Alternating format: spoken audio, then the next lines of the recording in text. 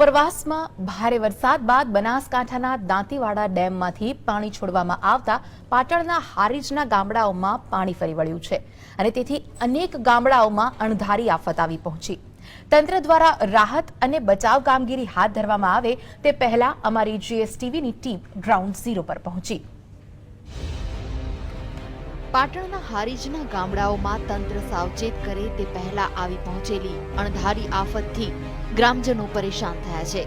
દાંતીવાડા ડેમમાંથી મધરાતે પાણી છોડવામાં આવતા પાટણના હારીજના જસવંતપુરા, જયરામનગર સહિતના અંતરિયાળ ગામો પણ બેટમાં ફેરવાયા। રસ્તાઓ પર પાણી ભરાતા ગામનો સંપર્ક તૂટી ગયો અને ગ્રામજનોએ ભગવાન ભરોસે ભયના ઓથાર હેઠળ રાત વિતાવી। લોકોએ તો જેમ તેમ જીવ બચાવ્યા, પરંતુ પશુધનની તારાજી થઈ। જો કે એનડીઆરએફની ટીમ પહોંચી હતી અને રાહત તેમજ બચાવ કામગીરી હાથ ધરી।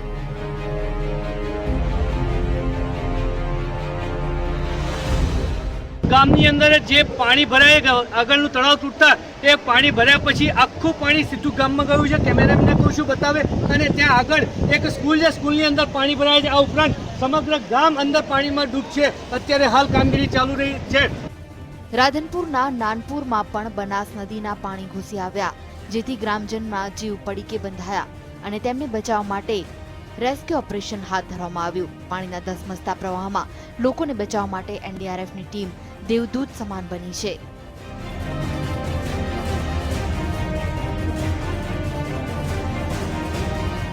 રાધનપુર તાલુકાના શિનાળ ગામમાં તો રેસ્ક્યુ ઓપરેશન કરનાર ટીમ જ નદીના ધસમસતા પાણીમાં ફસાઈ ગઈ।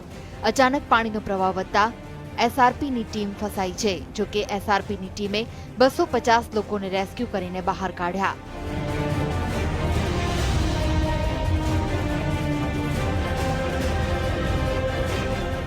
બનાસ નદીનું પાણી આવી પહોંચવાના કારણે રાધનપુર મહેસાણા હાઈવે બંધ કરાયો, જેના કારણે 50થી વધુ ગામોને મુશ્કેલી થઈ।